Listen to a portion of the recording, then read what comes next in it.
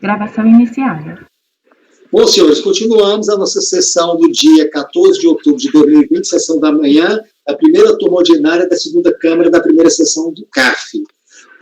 Continuando a análise dos nossos processos, o próximo item da nossa pauta vai ser seria o item 1, que é o processo 10.950.001.747/2008-65 do escritório Argos Contabilidade Limitada. Ele foi retirado de pauta por solicitação do patrono do contribuinte. O seguinte é o item 2, que é o processo 10.218.000.198/2008-03, que é do Hamilton Miranda de Andrade, que o relator é o Dr. Gerson, a quem eu passo a palavra. Obrigado, presidente. O caso trata-se de desembargos à declaração, né? Foram interpostos por Hamilton Miranda de Andrade, né, em face de uma alegada existência de contradições e omissão no acórdão número 12.01.000.387, né, nas folhas 1624 a 1635, né, que foi proferida pela primeira turma ordinária da segunda Câmara da primeira sessão do CARF, esta, né, em 2011, né, e cuja relatoria coube ao conselheiro Regis Magalhães Soares de Queiroz. Né. Os embargos foram objeto de despacho de admissibilidade pelo então presidente da turma, né, que, à luz do artigo 65 do regimento interno do CARF, reconheceu que os embargos cumpriam, a priori, os requisitos de admissibilidade, né, isto é, foi interposto no prazo de 5 dias, foi interposto por pessoa com legitimidade, né, e alegou objetivamente a existência de obscuridade, omissão ou contradição atacada. Né. No que tange às contradições apontadas pelo embargante, né, reproduz alguns aspectos que foram levantados pelo embargante, né, onde ele indicou duas contradições e uma obscuridade. Ele se referiu à não aplicação do artigo 50 da Instrução Normativa SRF número 568/2005, né, em relação ao artigo 135, inciso 3 do CTN, né, também analisou levantou a hipótese de que, a primeira instância, por decidir pela anulação da autuação fiscal, apreciou apenas a matéria preliminar e não considerou prejudicada as demais matérias de mérito, né, e a omissão, né, em relação às matérias de mérito articuladas pela defesa, a turma omitiu sem apreciar o regime de apuração dos tributos pelo contribuinte, que foi o lucro real e sua participação no percentual de 58%, né, do sócio. Né. Como conselheiro relator não figura mais nos quadros do CARF, né, eu fui designado para relatar o processo nos termos do artigo 49 e 65 do RICARF, né, pelo motivo pelo qual eu passo a analisar as obscuridades e omissões alegadas pelo embargante e contradições. Só para fazer uma brevíssima síntese do caso, o caso é o seguinte, né, houve uma imputação da pessoa jurídica por dissolução irregular com transferência do patrimônio aos sócios de fato. Né. Houve indícios de que os bens foram vendidos para liquidar o patrimônio, né, a pessoa jurídica ainda existente, né, mas dissolvida irregularmente com o patrimônio entregue aos sócios. Né. Por isso, foi feito o IPF, né, para os sócios. Né. Nesse caso, né, houve também atribuição fraudulenta de responsabilidade por sócios, né, que não tinha de fato atribuição societária nem capacidade para tanto. A MPF foi instaurada, né, contra as pessoas físicas, né, mas entendeu-se, especialmente no acordo DRJ,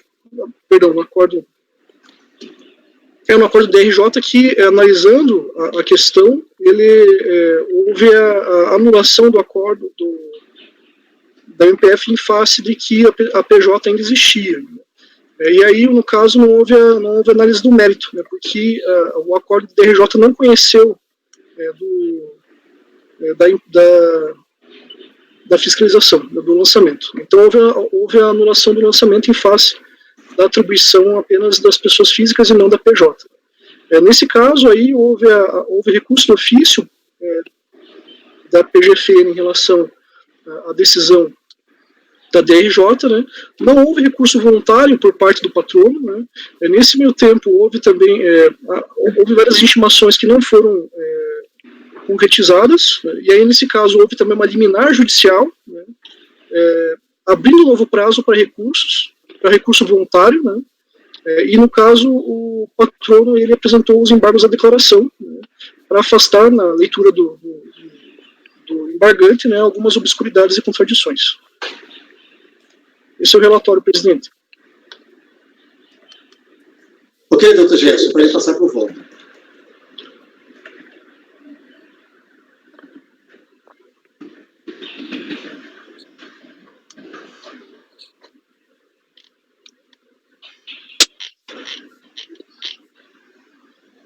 Posso passar o voto, ou presidente? Acabou dando delay aqui, eu não consegui ouvir o que o senhor... Sim, pois não, pode passar por voto. Ah, sim, tá, desculpa, caiu aqui, eu não só ouvi a tua voz assim meio travada, então posso passar o voto. Bom, na minha leitura, eu não enxerguei as contradições apontadas pelo embargante. Né? Pelo contrário, na minha visão, me pareceu que o embargante estava utilizando o embargo da declaração como instrumento indireto para a pretensão recursal, né? O que não foi analisado em face de uma não interposição de recurso voluntário. Né?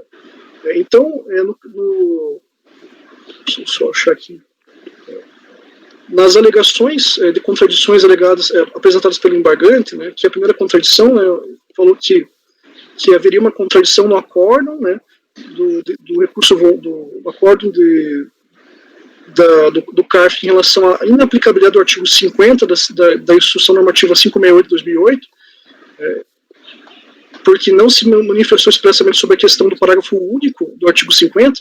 Eu entendo que, na verdade, na melhor das hipóteses, haveria uma obscuridade, né, em que também discutível, né, gostaria de ouvi-los, né, porque o acordo ele foi expresso em afirmar que não seria aplicável o artigo 50 da Instrução Normativa. Né, e ao afirmar que não houve aplicação, não seria aplicável o artigo 50 da Instrução Normativa, eu entendi, na minha leitura, que seria que o acordo estaria se referindo tanto ao caput como também ao parágrafo único, né, em preferência a aplicação do artigo 135 do CTN, e também do artigo 207 do regulamento do RIR 99. Né. Então, na minha visão, não me pareceria que haveria uma contradição, né, no máximo uma obscuridade para só esclarecer uma decisão que estaria se referindo ao caput e ao parágrafo único, a não aplicação, mas na minha visão ficou bem fundamentado pelo acordo do CARF. Né. Quanto em relação e aí, presidente, eu acolhi o embargo sem efeitos de infringentes, apenas para afastar a obscuridade e declarar que o acordo embargado decidiu pela não aplicação do caput e do parágrafo único do artigo 50 da Instrução Normativa referida. Em relação à segunda contradição alegada pelo embargante, né, que a decisão de primeira instância restrita à matéria preliminar, né, me parece, à primeira vista, que não há também razão para acolher os embargos, né, porque não houve uma omissão ou contradição por parte do colegiado do CARF, porque a matéria não foi apreciada pelo colegiado. Né, então, seria necessário, na minha interpretação, que o próprio contribuinte tivesse oferecido o recurso, né, e aí, se caracterizando eventual omissão ou contradição da decisão prolatada, a partir dessas alegações, aí sim, realmente verificar se houve omissão ou eventual contradição ou obscuridade. Em relação à seguinte obscuridade, acho que o terceiro ponto, né, que é da não manifestação no acórdão do CARF sobre o regime do lucro real, né, e da limitação da participação percentual, me parece que o raciocínio também é o mesmo. Né. Como não foi levantada pela defesa em eventual apresentação do recurso voluntário, né, fica prejudicada também a análise na esfera dos embargos da declaração, né, porque aí realmente seria reanalisar o mérito. Né.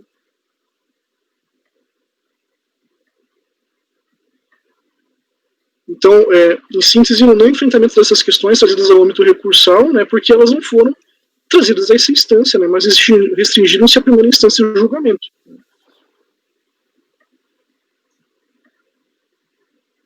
Então, em síntese, eu não entendo que os embargos da declaração sejam o caminho para o reconhecimento do regime de tributação do lucro real, né, em face dos fundamentos apresentados também já, anteriormente, né, e também porque a comprovação do regime de lucro real se daria, né, em face do artigo 13 da Lei 9718 de 98 e também do artigo 26, né, da Lei 9430 de 96, né, se houve a apuração pelo lucro presumido ou pelo lucro real, né, por dados objetivos. E a questão da responsabilidade, acabei pulando essa questão, ela, em face, mesmo que seja manifestada eventual participação societária, ela afasta, né, o artigo 135 do CTN. Né? Então, em síntese, eu acolhi parcialmente os embargos sem efeitos infringentes, né, apenas para afastar a obscuridade identificada na não aplicação expressa no caput do parágrafo único do artigo 50 da Instrução Normativa 568, perdão, eu coloquei errado aqui, 568 de 2005. É como voto, presidente. Obrigado, doutor Jefferson. Eu estou avaliando aqui, né? É interessante que no termo de sujeição passiva não cita instrução normativa, não, né? Está no volume 7, nas folhas 43. Então, ele não sei porque que a DRJ resolveu incluir esse artigo 568, esse seguinte 568, está entendendo? Declaração na aptidão, porque isso não constava do termo de sujeição passiva, né? Tá certo? E isso não foi, não é o voto da DRJ, seria o voto, porque a DRJ considerou procedente a impugnação do contribuinte, recorreu de ofício, e aqui foi dado provimento ao recurso de ofício, não é isso o caso? Sim, é isso mesmo. Pois é, então foi dado provimento. E aí ele vê a questão da instituição normativa, talvez fosse até um opter dictum aqui, né? É algo secundário, até para caracterizar o termo de sujeição passiva. Sim. Então, provimento é recurso de ofício. Que é o artigo 5º do decreto 1598, que ele colocou a sujeição passiva. Então, nem precisa citar a IN, realmente. Foi a mesma dúvida que eu fiquei, presidente. Eu também não entendi a lógica dele ter citado a IN para a gente. Ele foi para a questão nativa, né? Porque é por isso que eu fui no termo de sujeição passiva. Porque você vai para o termo de sujeição passiva, ele não cita, não, sabe? Ele colocou o artigo 5º, inciso 5 do decreto 1598. Aí é claro, né? Que é o responde aos tributos das pessoas jurídicas transformadas, extintas ou cindidas, né? O sócio com poder de administração que deixar de funcionar sem poder ceder à liquidação, né? E aí está tranquilo, né? Tem até uma súmula do STJ nesse sentido, né? Da responsabilidade dos sócios nesse caso. Então, com relação a isso. Colegas, está aberta a palavra aí para a gente... quiserem comentar alguma coisa, se quiserem, eu já passo para a votação do Dr. Jefferson. Sim. Doutor Nelson, pediu a palavra, pode falar. Só para complementar, porque eu acho que em caso de inaptidão, a empresa estava extinta. Pois é. Não tinha que se falar em inaptidão, estava extinta. Não existia mais a pessoa. Como é que você vai cobrar de alguém que não existe mais? Complicaram aí bastante o processo sem necessidade. E vocês viram o despacho que admitiu os embarques também, lamentável, porque disse assim, olha, a pessoa lá entendeu, só que admitiu, entendeu que bastava o contribuinte argumentar que já era caso de admissão dos embargos. Quer dizer, esse embargo, como o Jefferson bem demonstrou, né, poderia ter sido muito bem não admitido. Né, na época, e isso já faz quantos anos, né? Mais 5 anos ou mais. Então, esse processo já poderia ter sido resolvido há bem mais tempo, principalmente para mim está óbvio aí que ele tem essa função protelatória aí, né? Então, eu não tenho isso. Só para complementar. Senhores, alguém quer dar... Você quer falar mais alguma coisa? Eu posso passar para a votação? Só complementar rapidamente, presidente. Na minha visão, os embargos eles tinham efeito indireto para tentar uma pretensão recursal na análise do método. E aí, tudo que eles acharam lá de argumento, eles jogaram, né? Tanto que eu realmente fiquei bastante confuso, porque foi o primeiro embargo. Mas eu fiquei, mas teve um despacho de admissibilidade, então quer dizer que houve uma prévia análise, e identificou-se uma contradição, né? E aí eu fiquei, nossa, mas eu fiquei com bastante dúvida por conta do despacho da admissibilidade, assim, ajudou bastante a minha verificação também. Só isso, senhor presidente. Perfeito. Senhores, vamos colocar em votação. Doutor Jefferson. Doutor Jefferson, não, desculpe. Doutor Nelson. Acompanho o relator. Doutora Gisele. Eu acompanho o relator. Doutor Alain. Acompanho o relator, presidente. Doutor Alexandre. Acompanho o relator. Doutor Efigênio. Relator, presidente. Doutor André. Acompanho o relator. Eu também acompanho o relator. Jefferson, verifica que você está correto. Ó. Decisão: acorda os membros do colegiado por unanimidade de votos em acolher parcialmente os embargos sem efeitos infringentes, para afastar a obscuridade identificada na não aplicação expressa do caput do parágrafo 1 do artigo 50 da IN 568/2005. É isso? Perfeito, é isso mesmo. Perfeito, gente. Vamos passar para o item 3 da pauta. Esse item 3 é o processo 12.898.000.288/2010-24, LM Consultoria e Planejamento Limitada. Eu sou o relator do processo. Por favor, peguem aí a minuta do acórdão.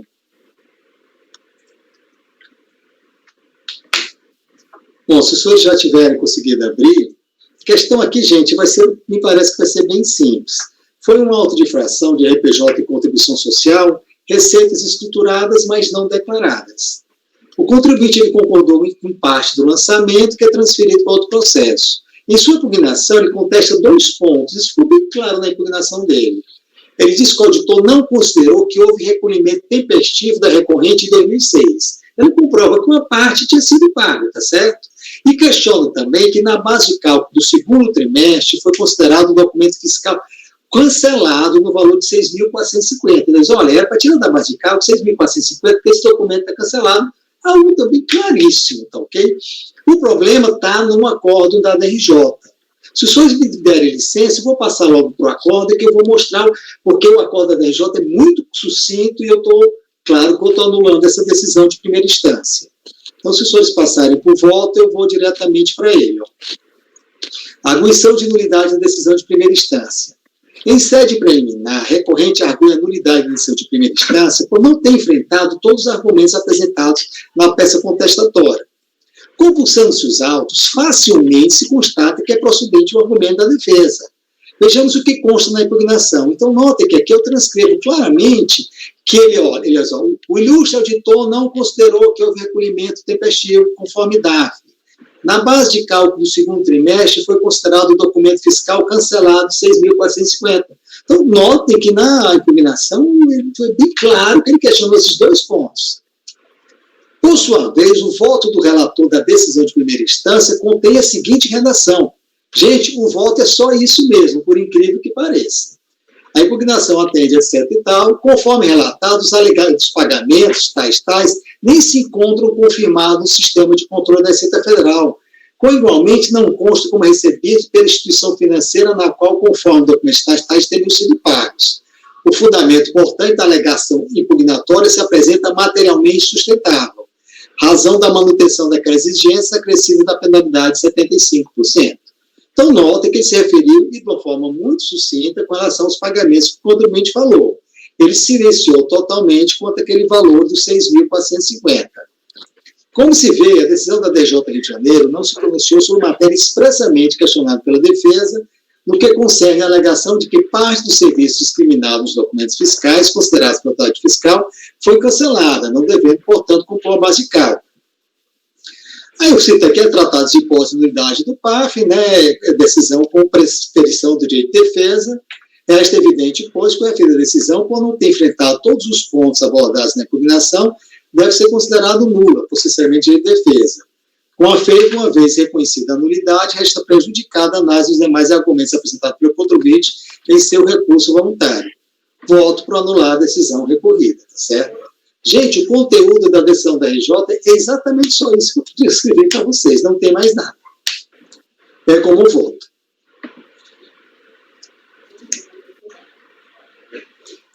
Está aberta para discussão ou posso passar para a votação?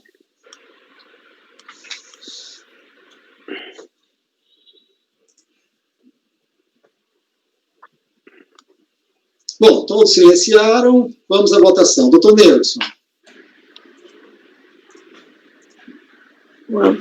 Acompanho o relator. Doutora Gisele. Está claro, presidente. Acompanho o relator. Doutor Alain. Acompanho, presidente. Doutor Alexandre. Acompanho, presidente. Doutor Efigênio. Acompanho, presidente, só fazendo uma adenda. Essa decisão aí é muito importante. Isso mostra que agora, não tendo mais recurso voluntário para algumas decisões, o contribuinte numa situação dessa ficaria extremamente prejudicado e obrigado a recorrer ao judiciário, né? Não, essa... Né? Eu acompanho. Perfeito, né? Essa aqui, doutor Jefferson. Acompanho, presidente. Doutor André. Acompanho, presidente. Então, ficou da seguinte forma: acordo dos membros colegiados por unanimidade de votos em dar parcial provimento ao recurso voluntário para anular a decisão recorrida, determinando o retorno dos autos da DRJ em janeiro, para que outra seja proferida, abrangendo todos os aspectos abordados na peça impugnatória, ok? Até com relação aos pagamentos, eles foram muito sucintos. Realmente, ele não disse nem qual foi o documento que ele disse que não tinha encontro. Bom, vamos passar para frente. O item 4 já foi julgado, que foi do relatório do Dr. Neudson. O item 5 também já foi julgado, da pauta. O item 6 agora, nós vamos julgar agora, é o processo 10.880.908.270/2013-89. Cheminova Brasil Limitada, é o doutor Alexandre Evaristo Pinta, que eu passo a palavra de imediato. Esse processo, gente, só complementando, foi concedido vista para o conselheiro Alain Marcel, e os conselheiros Neudson e a Gisele já tinham votado acompanhando o relator, no sentido de dar provimento ao recurso voluntário. Doutor Alexandre, então, rapidamente, sucintamente como foi o processo, e te passo a palavra para o doutor Alain, que pediu vistas, né? Você está falando, esse processo não foi retirado de pauta, presidente? Não é o processo da relatoria do... Ah, não, perdão. Não, foi não. Então, do Alexandre, é verdade, era do Alexandre. É outro. Isso. Sim, esse processo, eu trouxe até um voto vista, presidente. Só um segundo que eu vou colocar ele aqui na pasta.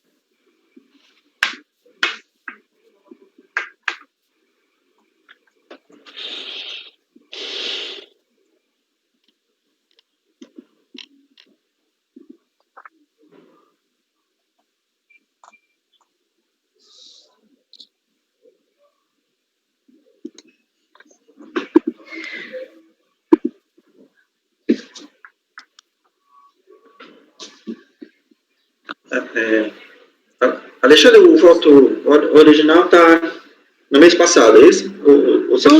Já está nesse mês, viu, Neto? Já? É o 6. Deixa eu ver se eu coloquei, só por garantia. Já está lá. Já está, né? Já copiei. Tá. Mas é o mesmo voto do mês passado. Acho que no mês passado era 40 e alguma coisa.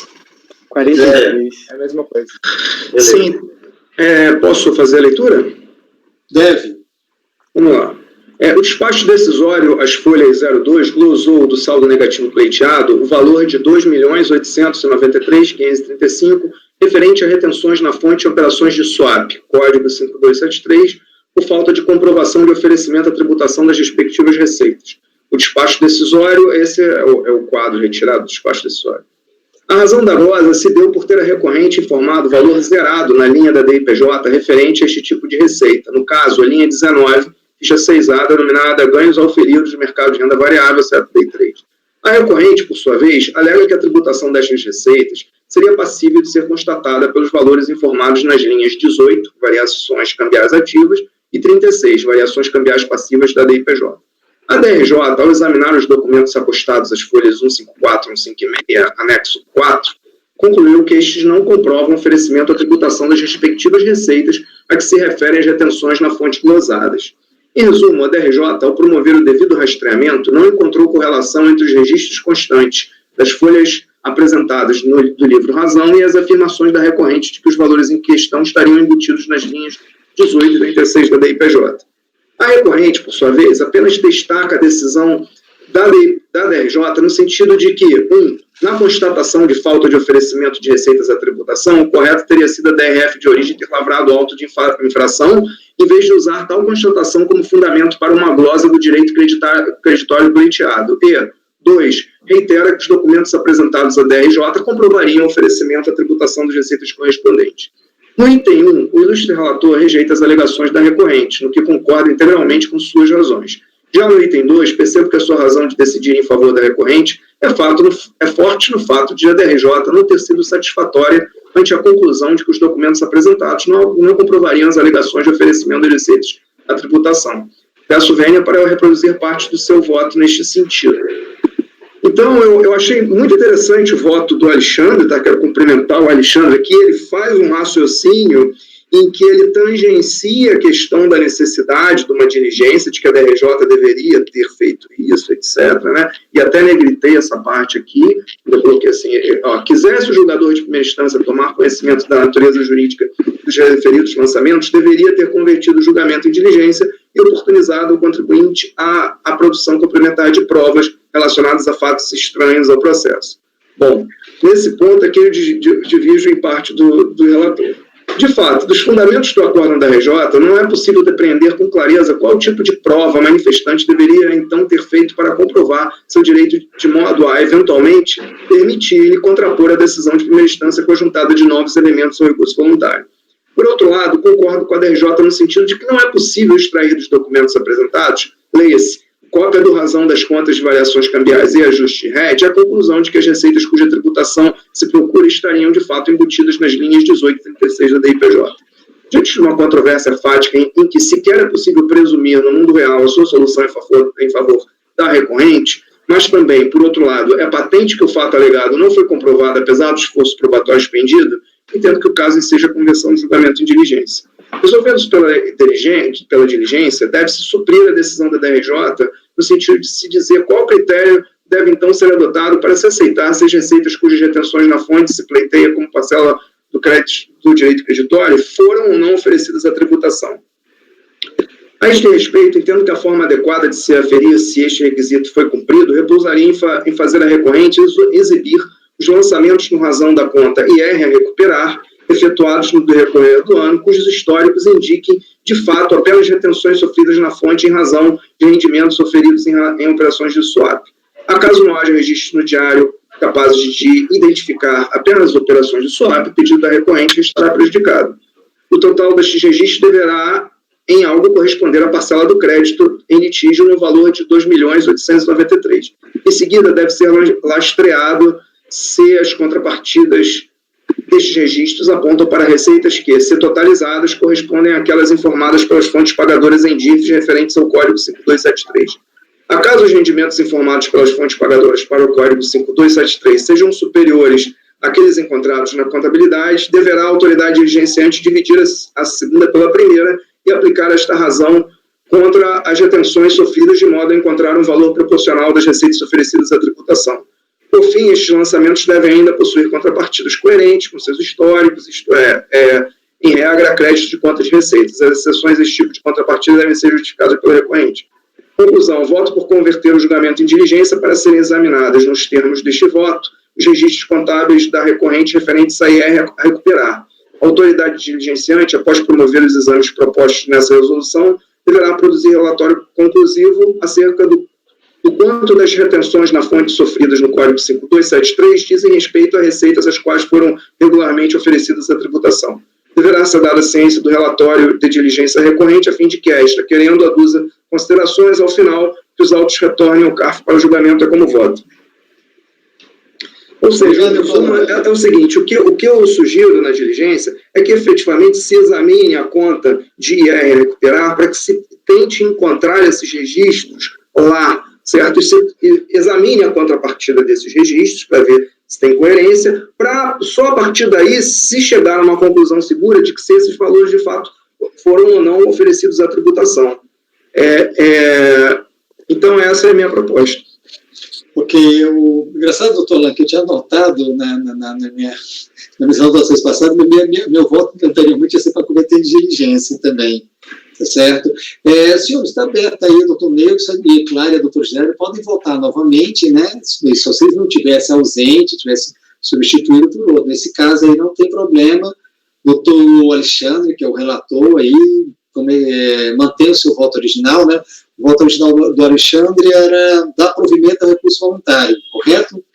Exatamente, presidente. Meu voto é por dar provimento, mas não vejo nenhum problema sempre na confirmação do crédito. Então, também o voto do doutor Alain também me agrada. Mas eu vou manter meu voto. Certo? Doutor Nelson, doutora Gisele, quer fazer algum comentário? Não, senhor presidente, eu vou manter meu voto. Também, presidente, eu acho que a prova dos autos, para mim, já se mostra suficiente, eu não precisaria ir da diligência, não. Perfeito. Então, já o doutor Neuza e o doutor Gisele já votaram e acompanham o relator. Depois, a doutora Gisele é o doutor Alain, que abriu divergência no sentido de converter em diligência, correto? O próximo doutor Alain é o doutor Alexandre, que é o relator. Depois, doutor Alexandre é o doutor Efigênio. Presidente, eu vou com a divergência, presidente. Acompanha a divergência também, tá certo? O próximo, depois do doutor Efigênio, é o doutor Jefferson. Presidente, eu acompanho o relator. Acompanha o doutor André. Presidente, eu vou com o relator. Eu vou acompanhar a divergência, tá certo? Então, deixa eu ver aqui como é que ficou o resultado. A prova dos membros do colegiado, por maioria de votos, em dar provimento ao recurso voluntário, não é isso, Alexandre? Exatamente, presidente. Vencidos, deixa eu só anotar aqui depois melhor. Ricardo, Alain, que foi o primeiro a votar. Alain, Efigênio e Ricardo.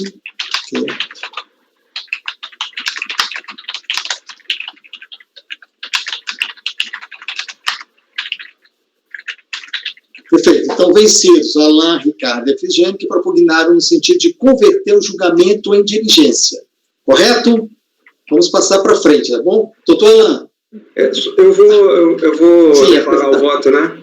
Certo. Lógico.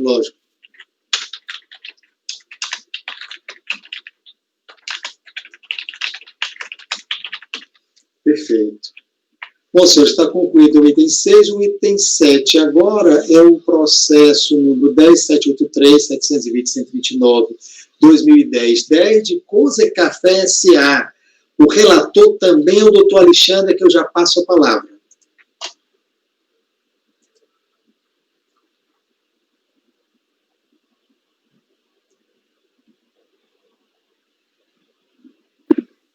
Só um minutinho aqui que estou abrindo o voto. Pois não. Acabei de abrir. Então vamos lá.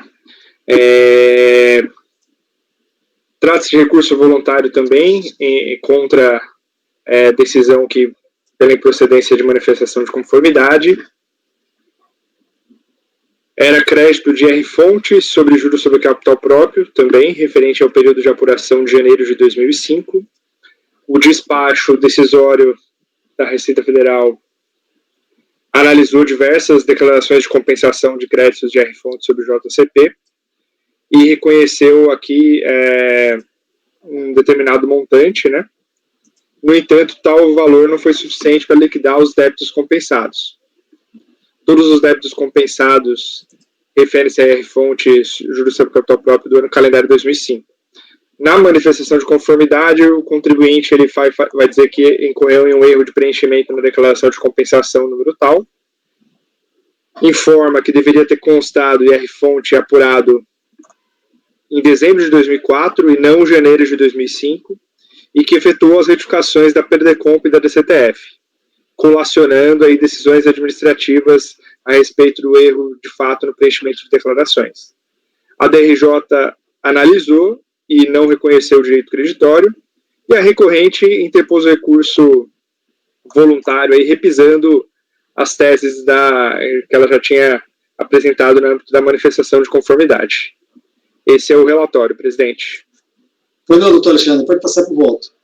Então, eu conheço do recurso, admito. No que diz respeito ao mérito, aqui, então, o contribuinte ele vai alegar que é um erro de preenchimento, ao invés de ter preenchido dezembro de 2004, ele preencheu janeiro de 2005, para aquele R-fonte. E aí eu coloco aqui uma decisão de outra turma, aqui, nos autos do processo aqui, o conselheiro Breno, ele vai dizer que não poderia se lastrear um afastamento de uma compensação com base em um fundamento puramente formal. Também trago um posicionamento aqui da conselheira Vanessa Seconello, da Câmara da Terceira Câmara Superior. Então, eu entendo que aqui nesse caso concreto tem uma inexatidão, sim, mas eu acho que ela pode ser afastada, vamos dizer assim. Então, importa saber se o mero equívoco na data referente ao período de apuração é suficiente para vedar o pedido de compensação ou não, o que, a meu ver, não é. Assim, ultrapassada a questão acerca da possibilidade de retificação da PDComp após o proferimento do despacho decisório, que foi o que aconteceu nesse caso, eu estou conhecendo do recurso voluntário e dando parcial provimento para que volte à unidade de origem, para que seja prorratado o novo despacho decisório. Aqui eu posso até colocar de acordo com a PDComp já retificada, né? PDComp retificado ou DCTF? Ele retificou a própria PDComp nesse caso também, tá? É que ele errou a indicação do crédito na PDComp. Não, mas quando ele retifica, isso vai ser um novo despacho decisório da retificada, não? Então, mas nesse caso aqui, presidente, não foi conhecida a retificação, né? Esse é o ponto, né? Porque o que acontece, na PDComp, ele fez várias compensações, né, pelo que ele conta, de R-fonte de juros sobre capital próprio, que era o que ele recebia, né? E aí utilizava esse crédito. Só que aí uma delas ele errou, né? Aí ficou duplicado, aí por isso que tem a inexistência do crédito. Aí ele vai falar, não, eu errei aqui no preenchimento da PDComp. Na verdade, esse crédito não é de janeiro de 2005, mas é de dezembro de 2004. E aí, como consequência, é um crédito que ele não utilizou ali. Ele traz as provas dessa juros sobre capital próprio, né? Isso, o rendimento dele é de JCP. Então ele formou, na realidade, ele quer esse valor, ele formou no ano calendário de 2005, mas seria de dezembro de 2004. Não, aqui. Isso. Aqui só relembrando, a gente não está falando de... A gente está tratando de IR-fonte de pagamento indevido ao maior. Não é saldo negativo. Isso. Então, essa sua questão é importante porque se fosse saldo negativo, a gente está falando de anos diferentes, né? Mas aí a grande questão é essa daí. Ele errou, né? E retificou. A DCTF está retificada. Isso, na verdade, a DCTF, no caso dele, nem precisa de retificação. Não tem DCTF, porque é fonte sobre JCP, não é isso? Isso, Porque fonte sobre JCP, ele pode utilizar para compensar um fonte que ele tem aqui. Exato. QT, né? E ele pode também considerar no saldo negativo. Essa análise tem que ser feita, né? Porque ele pode compensar, ele pode usar de duas formas, né? Pois é. Então, assim, e ele está... o que ele está usando é o fonte para compensar outro fonte, né? Exatamente. Eu estou até aqui com a PDComp aberta. Isso. Então, a origem do crédito, ele vai falar que o crédito é de juros sobre capital próprio, informa o ano calendário aqui, nesse caso errado, né? E aí, quando ele vai falar do débito, é débito de R-fonte também. Também de JCP, né? Ele vai repassar agora, ele recebeu de alguma entidade na qual ele é investidor e também distribuiu juros sobre o capital próprio para alguém que é investidor dele. Então é bem a hipótese de compensação que é permitida, né? Além do saldo negativo, né? Com certeza. Aí eu só teria que... O que foi que ele apresentou para demonstrar esse erro? Ele demonstrou o comprovante de rendimento desse fonte que foi retido, ou foi que ele demonstrou? Foi que ele demonstrou que ele tem esse fonte de dezembro? Isso. Na verdade, o que acontece nesse caso concreto, Neudson, ele vai juntar na documentação ali,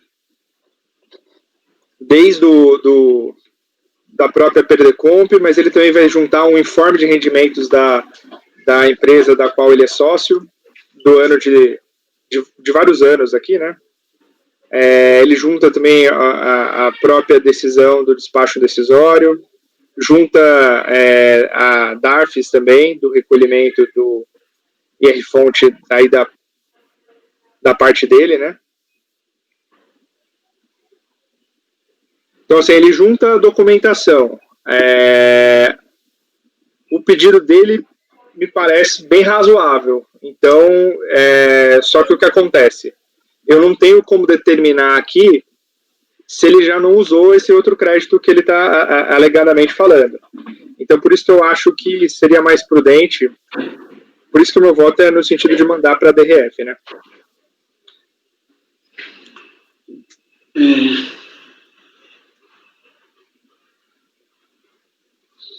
Alexandre, eu sempre volto a essa questão. Ele não trouxe provas conclusivas do direito dele. Trouxe? Não, não. Mas ele trouxe forte indício aqui. Trouxe indício. Trouxe muita coisa.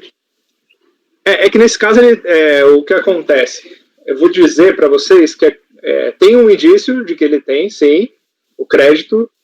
Ele não traz uma prova inequívoca no sentido, olha, com certeza aquele crédito de dezembro de 2004 ele não utilizou para outra coisa e faz sentido. Então, esse que é o meu ponto, entendeu? Então, assim, aparentemente ele pode ter errado mesmo, de boa fé, e aí faz todo sentido ele ter direito ao crédito, mas eu não tenho condições de dizer isso. Agora, pode ser que ele esteja agindo de má fé? Pode, não dá para garantir também. Mas aí a DRF consegue ter essa garantia para mim. Senhores, querem mais algum tempo a pensar ou querem votar? Estou olhando aqui, sobrinho, porque acho estranha essa história de retificar decomp depois do despacho decisório. Eu acho que isso não pode. Na verdade, isso está alegado lá, Nilson. Ele fala, né? Na verdade, seria uma outra decomp, né? Porque se o crédito é de outro período, né? Ele fez uma outra decomp para quitar aquele débito. Aí o que acontece? Porque se ele fez... Não, mas ele disse que é retificadora. Ele fala retificadora aqui. Quer dizer, é isso que eu estava querendo ver, porque ele aponta o número da decomp retificada, no final 6139. Quero dar uma olhada se é essa mesmo. 6139. A 6139 foi em janeiro de 2005. É porque eu acho que nesse caso ele não aceita a retificação de decomp para mudar o crédito, né? Esse é o ponto. Exatamente. Então, no caso, ele não era para retificar a decomp, né? Ele era para apresentar uma nova decomp informando do período correto. Acho que a questão do Serviço Central teria sido essa. É que eu não sei se teve algum problema. Não sei agora, estou elucubrando, mas pode ser que seja mais fácil ele retificar por conta que seja para prescrever o crédito, ou decair o crédito, que originalmente ele comemora. Nem sei se esse é o caso, mas sim, poderia ser, sim, claro. Ele tem que retificar exatamente, porque senão ele perdia direito ao crédito dele, entendi. Mas nem sei se esse é o caso, viu, presidente, agora. Perfeito. De orelhada. Realmente, assim, pelo que consta aqui, é uma retificadora mesmo. Quase 5 anos depois. Estranhíssimo isso aqui. Mas provavelmente foi por isso, não, Nilson? Eu não estou com o processo aberto. Me parece, até tinha levantado a mão, que, na verdade, essa retificação ela decorreu exatamente do despacho decisório, né, Alexandre? Então, pelo que eu vi, ela fez, depois do despacho decisório, ela fez a retificadora e a DRJ falou, olha, aqui não é o momento oportuno, você não poderia ter feito a retificadora, esse é o ponto. Aí o contribuinte, no recurso voluntário, traz, olha, não poderia, mas é uma mera inexatidão fática do preenchimento. Tá aqui, olha, eu trago indícios probatórios. Aí é o que o Alexandre falou. Poxa, as provas são robustas o suficiente para demonstrar que há fortes indícios do direito creditório? Sim, mas para confirmar que absolutamente todo esse imposto retido na fonte não foi utilizado em outra situação, a gente não tem acesso a essa informação.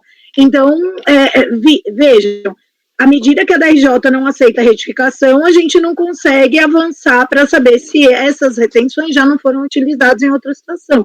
Então, pessoalmente falando, eu acho que há indício sim, eu entendi o ponto do Alexandre, acaba sendo meio que mandatório retornar para a verificação, porque outrora o crédito não foi mensurável, e também nem se não foi utilizado na outra ponta.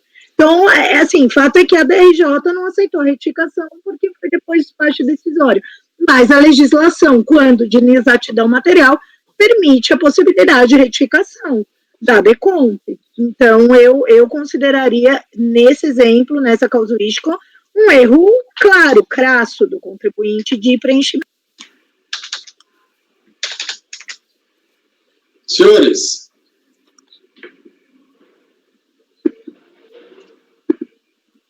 então vamos recapitular aqui, Alexandre. Ele formou no primeiro DECOMP o período que seria janeiro de 2005, né? Exato. A fonte, para compensar contra a fonte. Aí depois saiu o despacho decisório, aí ele tentou retificar para ser dezembro de 2004, né? Aí não aceita, porque eu acho que a questão normativa não permite, aí a DRJ é vinculada, tá entendendo? Aí não tem... Perfeito. É irrelevante para a DRJ esse caso.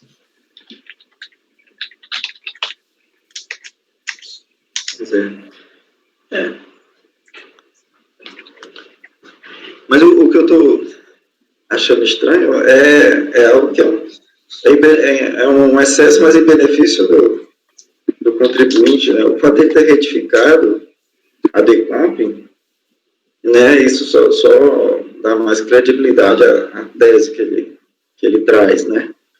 E traz um monte de, inclusive documentos contábeis, né, recibos em documentos contábeis. Boa observação essa sua, exatamente. Então, assim, mesmo que ele não tivesse retificado a DECOMP, os documentos... Né? Isso só comprova ainda mais a tese. Pois é. Bom, querem voltar então? Vamos lá? Doutor Davidson. Então, assim, nesse caso, a única dúvida sobre a legitimidade ou a certeza do direito creditório, para mim, é em relação à possibilidade de ter usado de outra maneira esse valor, né? E a DRF não teve a oportunidade de fazer essa verificação para a gente. Então, aquela história é diligência ou volta para a DRF. Aí, nesse caso, eu creio que pode ser feito dessa forma, né? Bom, tudo aquilo. Acompanho o relator. Eu acompanho o relator. Perfeito. Doutor Gisele. Acompanho o relator, presidente. Doutor Alain. Acompanho o relator, presidente. Doutor Alain, fica doutor... Com o relator, presidente. Né? O FG. Com o relator, presidente. André. Com o relator, presidente. Doutor André. Presidente, eu acompanho o relator. Eu queria só fazer uma observação com relação à emenda. Não sei se o relator ainda vai alterar, mas ela está igual a da DRJ e meio que dissonante do resultado do julgamento. É verdade. É só... Perfeito. Gente, eu volto com esse meu ponto de vista, não vou perder mais tempo. Seria converter o julgamento em diligência, tá ok? Então, eu abri divergência nesse sentido. O resultado final. A qual dos membros do colegiado, por maioria de votos, ele determinar o retorno dos atos à autoridade local para análise do mérito do direito creditório pleiteado. Acho que teria alguma observação aqui, né?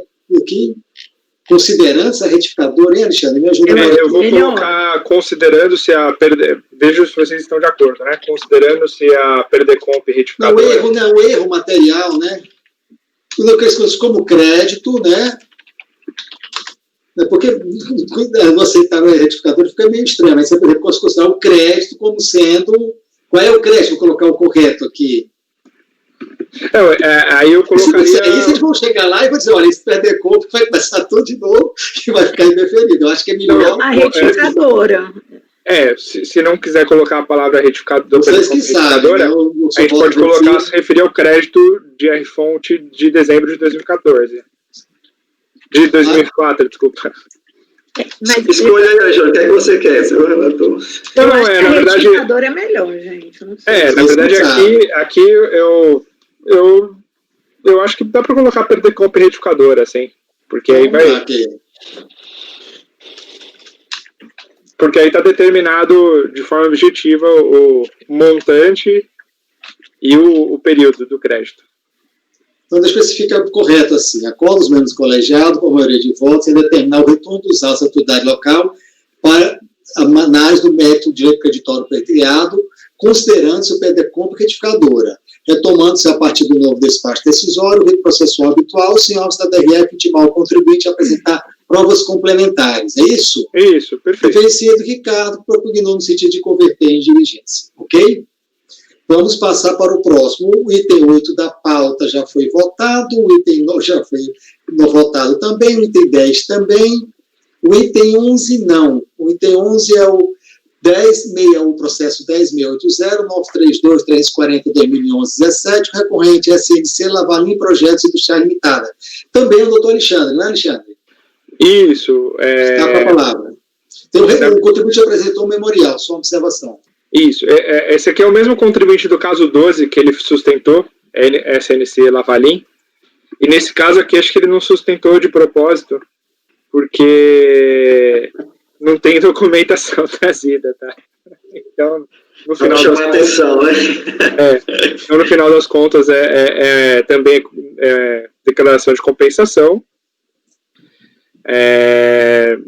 Também a fala da divergência, só que no que tange ao mérito, ele acaba não trazendo uma documentação suficiente, né? E então, nesse sentido, eu estou negando o provimento. Senhores, acho que está bem claro, né? Eu não acho que requer maiores análises, não. Doutor Neilson. Mudo. Acompanhe o relator. Doutora Gisele. Acompanho o relator. Doutor Alain. Acompanhe o relator, presidente. Doutor Efigênio. Com o relator, presidente. Jefferson. Com o relator, presidente. Doutor André. Com o relator. Também acompanha, ficou da seguinte forma: acorda os membros do colegiado por unanimidade de votos e negar provimento ao recurso voluntário. O item 12 da pauta já foi julgado. Agora é o item 13, é o processo 10.580.902, 689-2014-92, Prêmio Produções, Criações Artísticas e Eventos Limitada. Doutor Alexandre, o senhor está mais ou menos está com a palavra. Perfeito, presidente. Deixa eu só relembrar o item 13 aqui, que eu já não lembro desse de cabeça. Tá. Perfeito. Esse daqui, pessoal, também é um caso de compensação, no qual foi constatada pela DRF divergência entre a DCTF e os montantes ali recolhidos, né, no que diz respeito ao valor devido. Então, aqui é saldo negativo. E aí o que acontece é que o contribuinte ele retificou a DCTF após o despacho decisório. A DRJ manteve ali o indeferimento agora da manifestação da inconformidade, não reconhecendo o crédito. E no âmbito do recurso voluntário, o contribuinte vai citar o parecer COSIT número 2 e vai pleitear ali os argumentos trazidos na impugnação, reiterar, bem como trazer a documentação, memória de cálculo, livro razão. E aí, nesse caso, eu conheço do recurso, e para mim esse é um caso bem claro em que houve um obstáculo aí, no caso, não análise da DCTF retificadora, então eu voto para conhecer o recurso e dar-lhe parcial provimento para determinar o retorno dos autos à unidade local competente para análise do direito creditório pleiteado à luz da DCTF retificadora e demais documentos acostados aos autos, a partir de novo, prolatando-se ali, retomando-se a partir do novo despacho decisório o rito processual habitual. Então esse é aquele caso mais simples, que é a DCTF. Bom, obrigado, doutor Alexandre. Só ver se eu entendi, né? O crédito dele pagamento 2089, né? Estimativa, né? Uhum. Tá certo? Aí a DJ não aceitou porque não aceitava a estimativa e isso compõe o saldo negativo. É isso? Não, na verdade até é mais simples, viu, presidente? Diferença entre DCTF e IPJ, né? A DCTF, ele declarou um valor a maior, mas depois ele foi lá e retificou. Aí, como consequência, é analisar ou não a DCTF retificadora. Então, se adere bem ao parecer 2 de 2015. Porque a DRF, ela foi pela DCTF que ela tinha à época, e a DRJ seguiu a mesma linha, né? Embora já tivesse a DCTF retificadora naquele momento. Perfeito. Então, a divergência no que diz caso típico do parecer, né?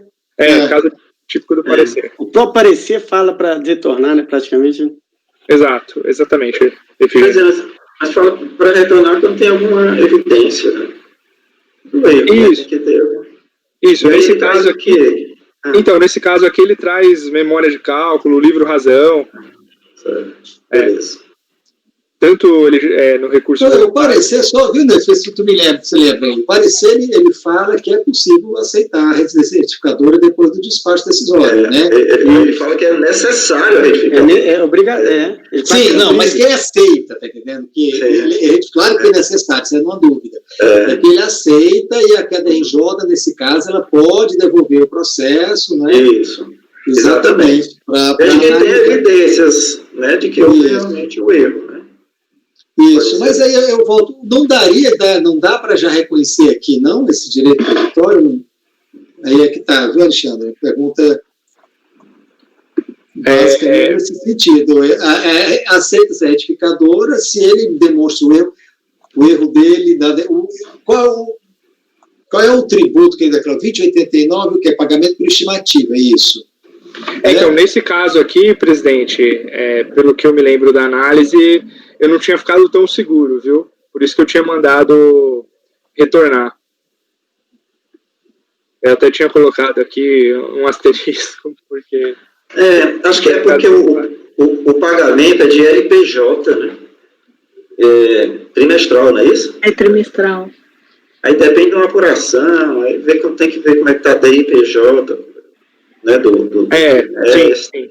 Eu acho mais seguro nesse caso aqui manter dessa forma, viu? Eu acho que é por aí. Que eu não vejo prejuízo. Bom, querem votar? Vamos lá, né? Eu acompanho. Eu acompanho o relator, presidente. É trimestral, viu? Eu concordo. Né? Doutor Alain. Acompanho o relator, presidente. Doutor Alain. Acompanho, presidente. Gênio, Jefferson, obrigado. Oi, presidente. André. Acompanho, presidente. Com esse caso, eu vou acompanhar, nesse caso específico, o relator também. Deixa eu só anotar aqui. Esse item da pauta, só que é o 13, né, Alexandre? É o 13. Deixa eu só anotar aqui um minuto. Acordo colegiado, por unanimidade de votos, em determinar o retorno dos atos ao totalidade local para análise do meio direito creditório pleiteado, retornando a partir do novo despacho decisório o rito processual habitual, sem óbice da DRF intimar o contribuinte a apresentar provas complementares. É isso? Exatamente. Posso passar para frente? Podemos. Ótimo. Bom, o próximo da pauta é o item 14, é o processo 10.120.903.260.2012.78, Clínica de Anestesia Limitada. Esse processo é paradigma e o resultado dele vai servir para os processos 15 ao 17. Você tem 15 e 17 da pauta. Diga, doutor Nelson. Está mudo, Nelson? Está mudo. Perdão, essa questão de ordem em relação à gravação, porque já são 12h27. Não, ela disse que ficava até, porque vai ficar uma de manhã ou outra tarde. Eu tinha perguntado, tá entendendo? Ela disse que ia ficar até, então, deixa eu ver aqui, a gente pode, se for o caso, ver esse processo para a Gisele, depois a gente vai, não sei se demora muito tempo, Gisele, esse tem processo, se a gente vê ele, a gente vai para o almoço, tá certo? E reinicia às 14h, né? Já são 12, vai dar 12h30, 12h40. Esse é o mais chatinho, mas eu não considero, assim, tão complexo. Os outros da Engave, que são vários ali, são bem parecidos e bem tranquilos, por conta da parte probatória. Porque vamos fazer o seguinte, já que eu posso mudar a ordem da pauta, vamos esses da Engave, né, que nós já estamos... Eles ficam mais rápido e depois a gente retorna na tarde, continuando esses itens pendentes da pauta de manhã. Então vai ser o 19, né, doutora Gisele?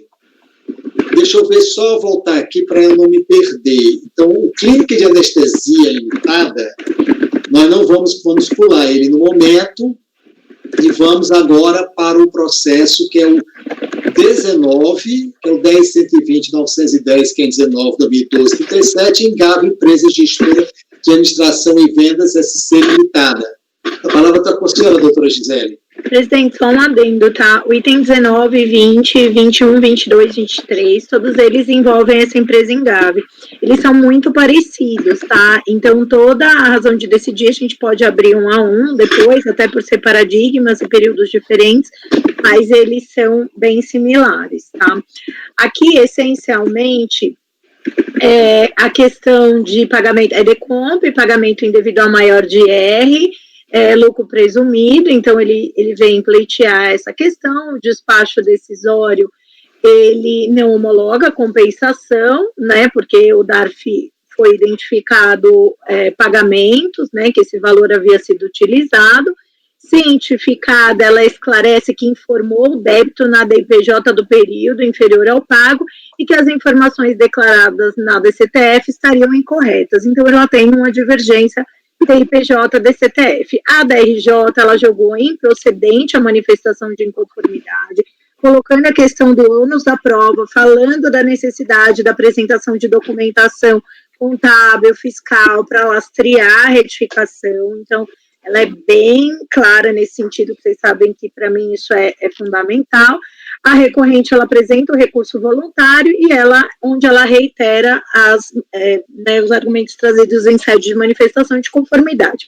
Bom, vou passar para o voto, presidente. Pode ser? Deve, sim. Aqui é aquela velha, né, os parágrafos que eu coloco, que realmente o contribuinte, ela precisa, além da retificadora, com ou sem retificadora, trazer o lastro probatório para fins de justificar o seu erro, né? Claro que a retificação ajuda, mas não resolve a situação. Então, nesse sentido, né, eu também transcrevo o voto da decisão de piso para mostrar que ela foi muito clara nessa colocação, tá? Então, inexistindo provas técnicas, contábeis e jurídicas, por sua vez, no recurso voluntário, a recorrente apenas reitera, dada a ausência de comprovação da liquidez e certeza do direito creditório, eu voto por negar provimento, tá? Então, eu fiz todo aí esse racional para ficar bem claro. Bem claro, bem objetivo. Senhores, algum questionamento? Vamos votar, doutor Nelson. Acompanho, relatora. Doutor Alain. Acompanho, presidente. Doutor Alexandre. Acompanho, presidente. Doutor Efigênio. Acompanho, presidente. Doutor Jefferson. Acompanho, presidente. Doutor André. Acompanho, presidente. Então, também acompanho a relatora, acordo os membros do colegiado por unanimidade de votos e negar provimento ao recurso voluntário. Esse mesmo resultado se aplica ao item 20 da pauta, do qual o outro era paradigma. Doutora Gisele, agora seria o item 21, não é? Correto? Perfeito. O item 21, mesma coisa, aqui também é pagamento indevido maior do Código 2089, lucro presumido, e idem, a DRJ faz esse disclosure necessário para o contribuinte, que não basta a mera retificação, ele tem que trazer o lastro probatório. Aqui no voto eu sigo o mesmo racional, que, né, da própria DRJ, no sentido de que é necessário suficiência probatória para fins da demonstração do erro cometido para legitimar o direito creditório pleiteado, e como o contribuinte não faz prova, eu conheço de recurso e nego-lhe provimento, tá? Obrigado, doutora Gisele. Voto, presidente. Muito obrigado, doutora Gisele. Então, doutor Neudes, como é seu voto? Acompanho a relatora. Doutor Alain. Acompanho a relatora, presidente. Alexandre. Acompanho a relatora, presidente. Doutor Efigênio. Com a relatora, presidente. Doutor Jefferson. O relator, presidente. Eu também acompanho a relatora. Doutor André, desculpe. Doutor André. Presidente. Também acompanho, ficou da seguinte forma: acordo os membros do colegiado por unanimidade de votos e negar provimento a recurso voluntário. O mesmo resultado desse processo vai ser aplicado ao item 22 da pauta, do qual ele é paradigma, o item 21. O último item aqui da pauta é do item 23, doutora Gisele, é o 10.120.911.939.79, também da Engave, Empresa Gestora de Administração e Vendas SC Limitada. A palavra está com a senhora. Perfeito, presidente. Na linha dos anteriores, também é creditorium de pagamento indevido a maior, código 2089, lucro presumido.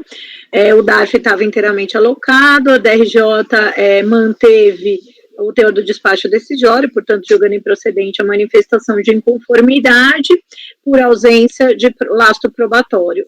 Passando para o voto, realmente o contribuinte em sede também de recurso voluntário não traz receita contábil, fiscal, outros documentos para dar certeza e liquidez do direito creditório pleiteado. A DRJ, por sua vez, também já havia colocado nesse sentido. Aqui o contribuinte até traz a DIPJ e mostra uma documentação, mas realmente também não é um lastro probatório eficiente, ela só junta a folha, e isso, ainda que nessa ela traga pelo menos a questão da DPJ, também no outro não refresca em nada. Enfim, e por isso, diante da ausência de liquidez e certeza, eu nego o provimento como voto. Obrigado, doutora Gisele. Doutor Nelson, qual é o seu voto?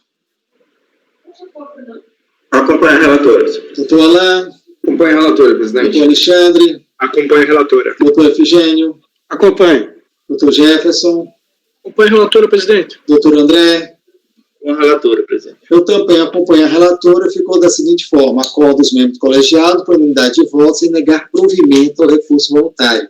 Senhores, então nós vamos interromper nesse momento a sessão de manhã, tá certo? Fazer uma pausa para o almoço. A gente retorna às 14 horas, tá bom? Combinado, então? Eu peço que nesse momento seja interrompida a gravação aí, o nosso apoio ao doutor Nelson também.